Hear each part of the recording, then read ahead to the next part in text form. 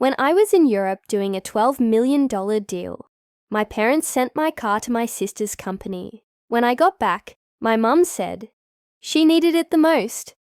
I said 6 words, and her face changed. Sealing a $12 million deal in Europe had been the highlight of my career. For years I'd worked in silence, building relationships, studying markets, proving myself. Finally, my name, Ethan Cole, was recognized not just in the company, but across the industry. When the final signature went on the contract, I felt 10 years of sacrifice pressed down on me, and then lift, like the weight had finally been worth it. I allowed myself a rare smile, thinking of returning home, treating myself to a well-earned celebration dinner, maybe even a weekend away to breathe.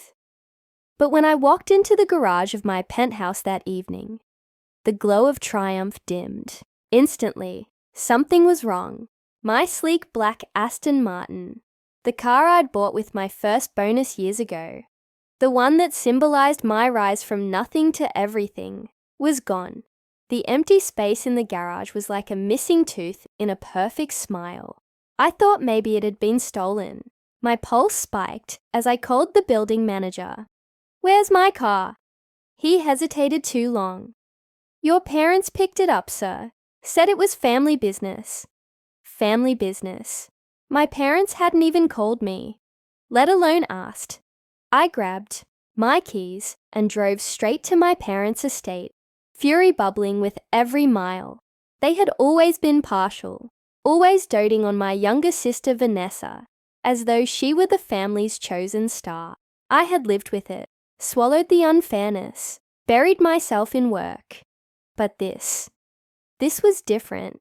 When I pulled up the long driveway, the truth hit me like a hammer. Vanessa's company logo was plastered across a massive banner outside. Vanessa Cole Designs. Grand opening. Cameras, guests, and investors milled around, champagne glasses in hand. And there, parked like a trophy at the entrance, was my Aston Martin, wrapped in Vanessa's brand decals, shining under the spotlights as though it were hers. I parked in a corner and stormed inside. My parents were waiting near the foyer, all smiles, as though nothing had happened. "Ethan!" my mother Margaret exclaimed, pulling me into an embrace. "So good to have you back. How was Europe?" I didn't hug her back. My voice was steel. "Where's my car?" My father, Richard, waved dismissively. "Oh, don't be so dramatic. Vanessa needed it more than you. She's launching her company, and appearances matter. She's family. You'll understand." Before I could respond, Vanessa appeared in a flowing designer dress, dripping with confidence. She smirked, twirling a champagne flute. "Don't be mad, big brother. It's just a car. You can always buy another one, right?" Her words stabbed deeper than she knew. That car wasn't just metal and wheels. It was my blood, sweat, and sacrifice. Every late night, every missed holiday, every insult I'd endured at work before, proving myself. It all lived in that car, and now it was being paraded around as a prop for her vanity project. I clenched my fists, every muscle in my body tight. My parents had always favored Vanessa, but this was theft dressed up as family duty. At dinner that night, Vanessa was glowing, entertaining her investors, while my parents gazed at her like proud royalty. When the guests finally left, and the family sat down together, my mother repeated the words that tipped me over the edge. "She needed it the most, Ethan. You're successful already, but your sister is just starting out. Don't you want to help her shine?" The condescension in her tone made my blood boil. Help her shine. I had built my empire from nothing, without anyone's help. Not theirs, not anyone's. Vanessa had been spoon-fed opportunities, while I had clawed my way to the top. And now they expected me to sacrifice again for her comfort. I leaned back in my chair, forcing a cold smile onto my lips. My heartbeat slowed, steadied, as though preparing me for a performance I'd been waiting years to deliver. "Do you want to know?" I said slowly, deliberately, the 6 words that will change everything tonight. Their laughter faltered. Vanessa's smirk slipped for the first time. My mother frowned. "What do you mean?" I let the silence stretch, savoring it before looking straight at Vanessa, then at my parents, and delivering the words like in a blade. "I already own her entire company." The room went dead silent. The shock on Vanessa's face was almost comical, like watching glass shatter in slow motion. She dropped her wine glass, and red liquid spread like blood across the white tablecloth, seeping into the seams like it was staining the night itself. What are you talking about?" she stammered, her confident smirk now gone, replaced by something I'd never seen on her face before: fear. I leaned forward, elbows on the table, savoring the silence that wrapped the room. While I was in Europe, I wasn't just closing that $12 million deal.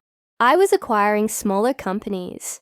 One of them was VC Designs, your little startup. Bought it through a holding firm. You never even noticed. My father's face drained of color, his hand tightening on his glass until it trembled. "Ethan, you didn't—" "Oh, I did." I cut in sharply, my voice carrying more steel than I'd ever used with them before. "Your beloved daughter doesn't even own her own name anymore. She works for me now." Vanessa's hands trembled as she tried to gather herself. "You can't do this. That's my dream, my identity, everything I've worked for." Shook my head slowly, almost pitying her. "No, Vanessa, that's not your dream. That's my property. And you had the audacity to steal from me while sitting under my roof, flaunting my car in front of your investors. That car belongs to me, just like your company, just like your reputation now." The silence pressed on every corner of the dining room, heavy and suffocating. My mother finally reached across the table, desperation flashing in her eyes. "Ethan, please. You don't understand. We were just trying to help her. She's young. She needs support." I laughed bitterly, though there was no humor in it. "Help her, at my expense. You've always done this." Pushed me aside to coddle her, made excuses, showered her with praise while I clawed my way up alone, and when I finally succeed, you still strip from me to feed her? No more. I pulled out my phone, and with a few quick taps, the family's big screen TV flickered to life. Legal filings appeared across the screen. Signed contracts, purchase, agreements, dates. The corporate seal of the holding firm. I'd used. Every detail airtight, indisputable. Vanessa's eyes darted across the documents, her face paling with every line she read. This isn't real. It can't be." "It's very real," I said calmly. "As of last month, I own 51% of VC Designs. Majority control. Every patent, every design, every future dollar. It's all mine." Her voice cracked as she whispered, "So what now?" I let the silence stretch before answering, each word measured like a verdict. "Now you work for me, or you walk away with nothing. No company, no investors, no car, nothing." Vanessa's lip quivered. For once, her arrogance had cracked, leaving only a scared young woman who had never truly stood on her own. My father shifted uncomfortably, his voice low. "Son, you've made your point. Maybe we can negotiate." "There's nothing to negotiate." I cut him off. "I'm not your backup plan anymore. I'm not your wallet, and I'm done being your silent son." The air was thick with betrayal and disbelief. I could almost hear the gears in their heads turning, trying to reconcile the image of the overlooked boy they'd dismissed for years, with the man now holding all the power. Vanessa's hands clutched the edge of the table as though she could hold on to something that was already gone. My mother's face changed in that moment. Her pride curdled into fear, her superiority replaced by something else entirely. The realization that she no longer controlled me.